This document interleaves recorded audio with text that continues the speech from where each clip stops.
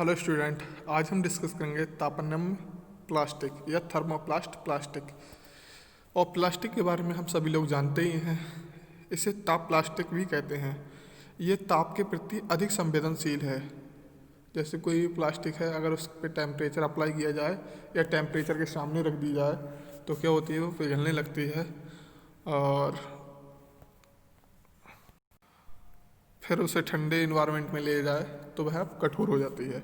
अर्थात ये ताप पाकर पिघल जाता है। अगर इसे हम टेम्परेचर दें तो क्या होता है, ये पिघल जाता है और शीत पाकर ये कठोर हो जाता है। इसलिए इसे ताप प्लास्टिक या ताप नम्य प्लास्टिक कहते हैं। ताप पर परिवर्तन में या ताप परिवर्तन से इसमें रासायनिक क्रिया नहीं होती, कोई भी केमिकल रिएक्शंस नहीं होती। सिर्फ क्या होती है, सिर्फ इसकी फिजिकल कंडीशन चेंज हो जाती है। यह सिर्फ भौतिक क्रिया होती है, इसलिए बार बार गर्म करने पर नरम सॉफ्ट तथा ठंडा करने पर कड़ा या हार्ड हो जाता है। इस प्रकार इसका कठोरीकरण या भौतिक परिवर्तन के कारण होता है, जो उत्क्रमणीय क्रिया या रिवर्सिबल एक्शन होता है।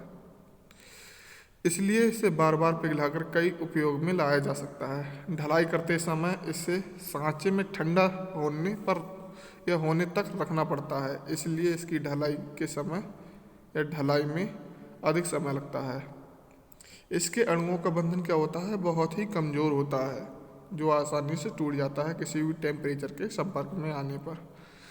कम जलरोधी, कम जंगरोधी और संरक्षणरोधी होता है और कम ऊष्मारोधी और कम ध्वनिरोधी तथा कम विद्युत रोधी होते हैं।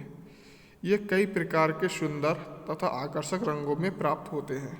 इससे निर्मित पुरानी टूटी फूटी आदि व्यर्थ वस्तुओं को पुनः ताप पिघलाकर किसी वांछित आकृति व आकार की नई वस्तुओं में ढाला जा सकता है। इसके अंतर्गत निम्नलिखित प्लास्टिक आते हैं।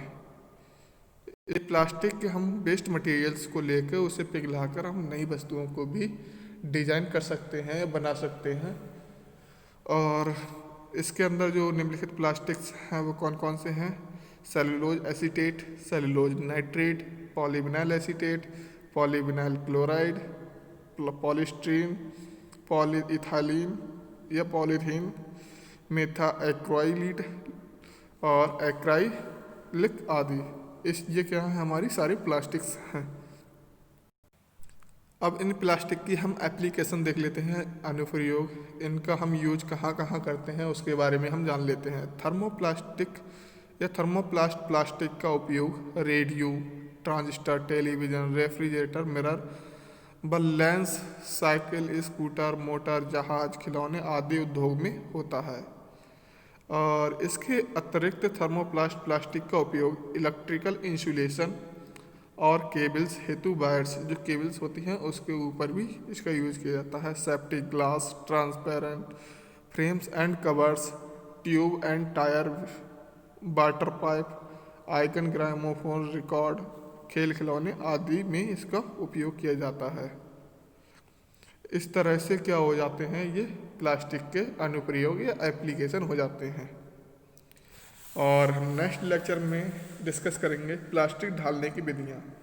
कौन कौन सी विधियाँ हैं जिसके द्वारा हम प्लास्टिक को ढाल सकते हैं, या methods of plastic modelling. Thank you so much.